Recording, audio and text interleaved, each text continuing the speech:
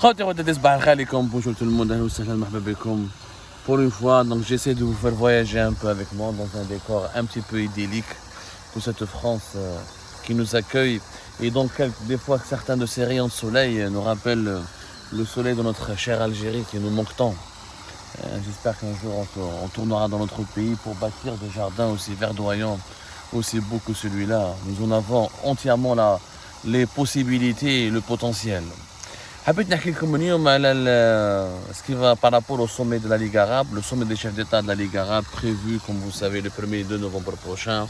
Alger est en train de se faire une beauté pour accueillir l'ensemble des invités, normalement des chefs d'État et des représentants des 22 pays membres de la Ligue arabe.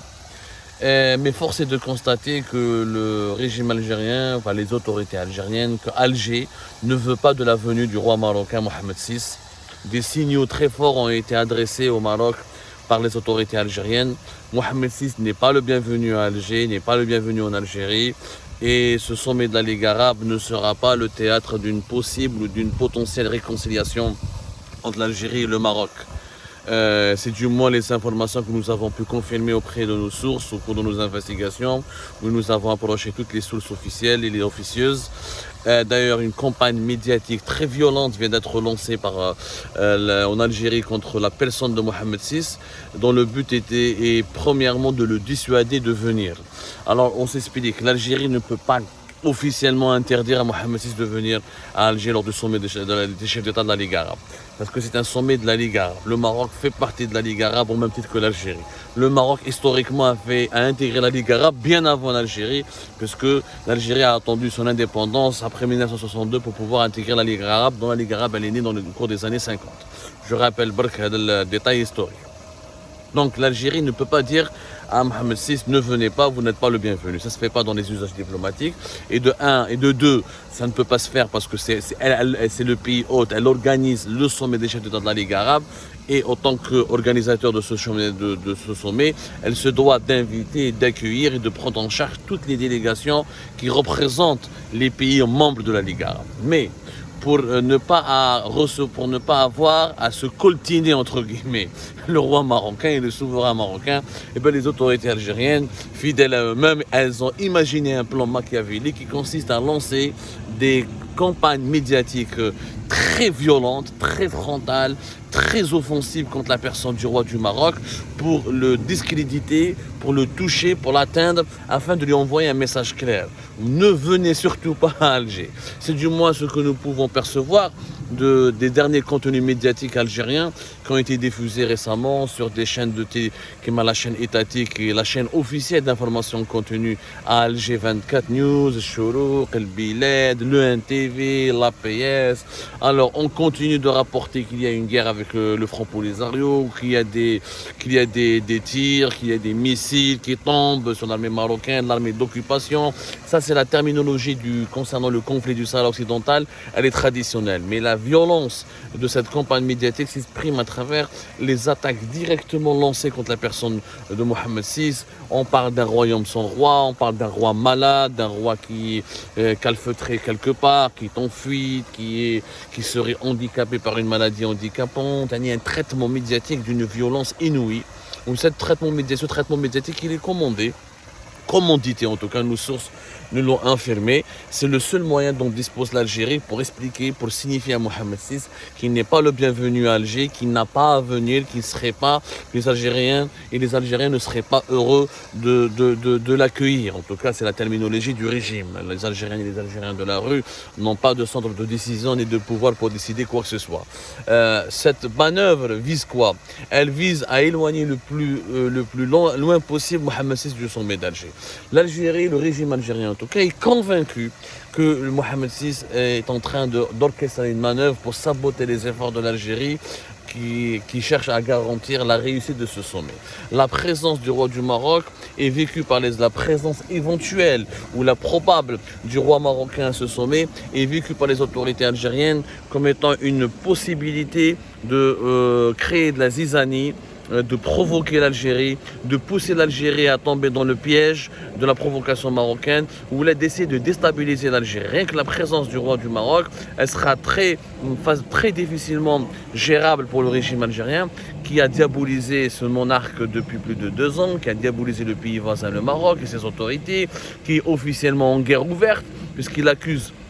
Et les contenus médiatiques propagés ces dernières 48 heures reviennent à la charge en accusant le Maroc d'être la base arrière d'Israël dans le monde arabe, d'être la base arrière du sionisme, de préparer ou de se lancer dans des attaques qui viseraient la souveraineté des pays arabes, qui encouragent ou qui soutiennent encore la cause palestinienne comme l'Algérie ou la Tunisie. Rappelons que la Tunisie qui vient de rallier officiellement le camp de l'Algérie contre le Maroc en accueillant officiellement le président autoproclamé du Sahara occidental, en refusant la normalisation avec Israël, comme le souhaitait d'ailleurs le Maroc ou l'Égypte, les Émirats, qui sont des pays alliés d'Israël dans la région.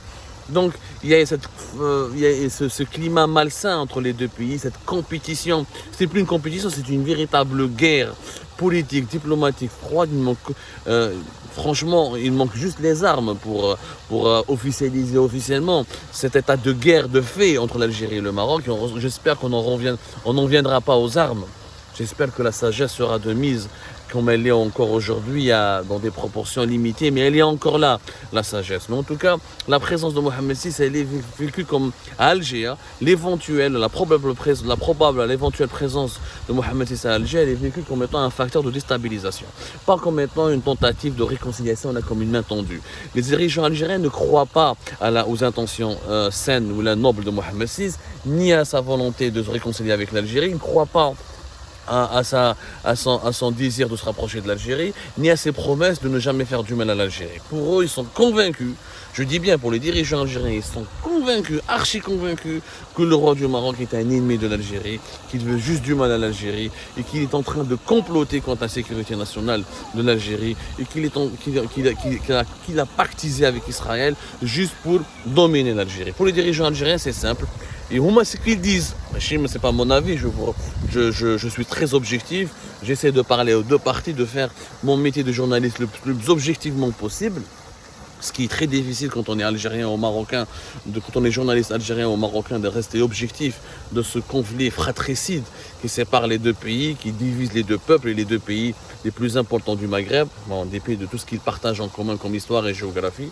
Les dirigeants algériens, si Mohamed VI voulait la réconciliation avec l'Algérie, il n'aurait pas fait une alliance militaire avec Israël, et Israël qui est l'ennemi juré des pays arabes nationalistes qui soutiennent la cause palestinienne. Si Mohamed VI voulait vraiment la réconciliation avec l'Algérie, et il ne ferait pas, il ne financerait pas, il ne va pas organiser dans les coulisses de toutes les organisations internationales, soit l'Union africaine ou certains organes de l'ONU, des campagnes d'une violence inouïe contre l'Algérie, ses autorités et ses symboles. D'après les dirigeants algériens, c'est Mohamed VI, c'est le Maroc et le Palais Royal qui orchestre, qui essaye de remonter et qui fait des opérations de lobbying pour inciter des sénateurs influents du Congrès américain, du Sénat américain, pour qu'ils critiquent l'Algérie, pour qu'ils attaquent l'Algérie, et pour pousser la Maison Blanche à Washington et l'administration de Joe Biden à inscrire l'Algérie sur la liste des pays alliés de la Russie et des pays dangereux pour la stabilité mondiale, et des pays qu'il faut sanctionner et qu'il faut exclure ou excommunier de la communauté internationale, de la coopération entre l'Occident et les autres pays, le reste des pays du monde. Pour les dirigeants algériens, c'est le Palais Royal qui alimente les mouvances classées radicales ou la terroriste en Algérie, qui alimente certains opposants radicaux en Algérie, et que c'est le Palais Royal qui récupère certains opposants ou certains anciens hauts responsables du régime algérien ou certains éléments dissidents qui sont accusés par Alger de vouloir porter atteinte à la stabilité du pays en essayant de divulguer des informations classées, des défenses confidentielles classées, des secrets de défense, ou en essayant de s'attaquer à l'intimité, à la vie privée des hauts responsables qui occupent des fonctions les plus sensibles au plus haut sommet de l'État algérien. Donc, pour les dirigeants algériens, ils sont convaincus que le Maroc et son roi ne seront jamais amicaux avec l'Algérie, vis-à-vis de l'Algérie, et qu'il y aura toujours des manipulations dans les coulisses ou des tentatives de déstabilisation du pays. C'est leur conviction. Je ne sais pas sur quoi elle s'appuie. Ils avancent des accusations, ils disent que leurs propos, leurs accusations sont étayées par quelques preuves matérielles. On aimerait bien les voir, ces preuves matérielles. Je ne dis pas que le Maroc il est tout miel, tout sucre. Je ne dis pas que l'Algérie est la méchante. Il faut sortir de cette dichotomie. Si on veut résoudre le conflit algéro-marocain, il faut qu'on sorte de cette dichotomie, de cette logique binaire. L'Algérie méchante et agressive, le Maroc qui est gentil, doux, qui est victime de l'agressivité de l'Algérie. Non, c'est beaucoup plus complexe que cela. Il y a de la violence de part et d'autre. De part et d'autre.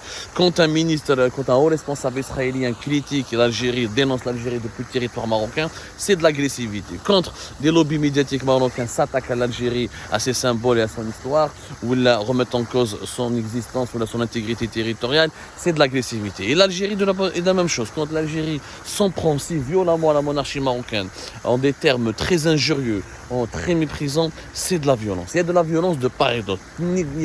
Tout le monde est coupable, il n'y a ni coupable ni victime dans cette... Il n'y a pas de victime plutôt dans ce conflit, il n'y a que des coupables. Les coupables, ce sont les dirigeants algériens et les dirigeants marocains.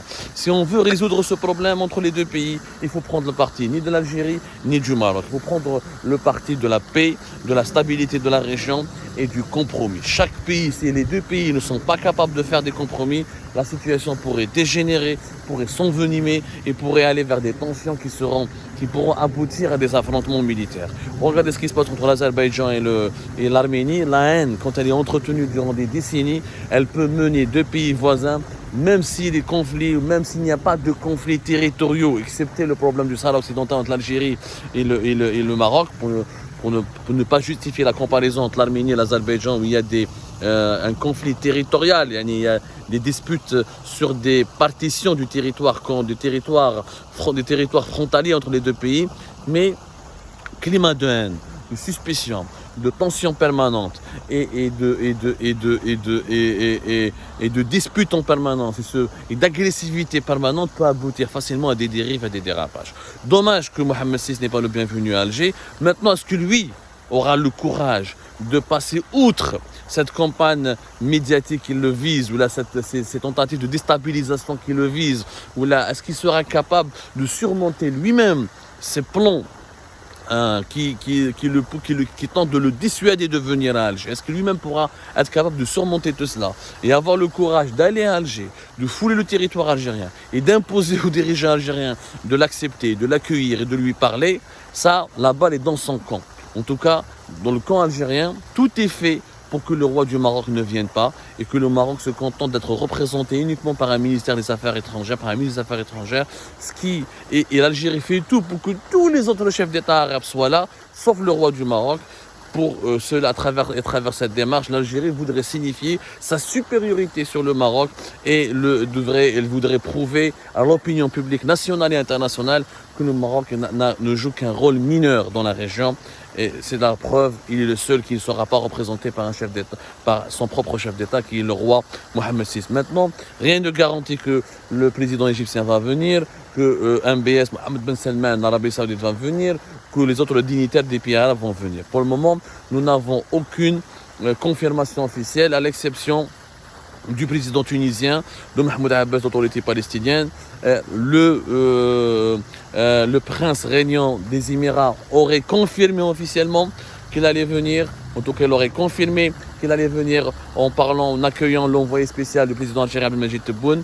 Mais pour le moment, nous n'avons aucune information qui peut confirmer que des engagements ont été pris et que des protocoles ont été mis en place pour accueillir officiellement ces chefs d'État. Il faudra attendre les 2 dernières semaines d'octobre pour que le suspense soit rompu et on saura qui va venir à Alger. Est-ce que l'Algérie va réussir à drainer tous les chefs d'État arabes en minorant ou là en relativisant ou là en excluant et en marginalisant le Maroc et son roi? C'est du moins l'objectif vers lequel court en ce moment le régime algérien. C'est comme ça, nous reviendrons sur ce sujet délicat et sensible avec plus d'explications, toujours avec la pédagogie, du calme et toujours des appels à la réconciliation, à la paix entre nos deux chers pays qui seront condamnés, quoi qu'il en soit, à vivre ensemble pour le bien des générations futures.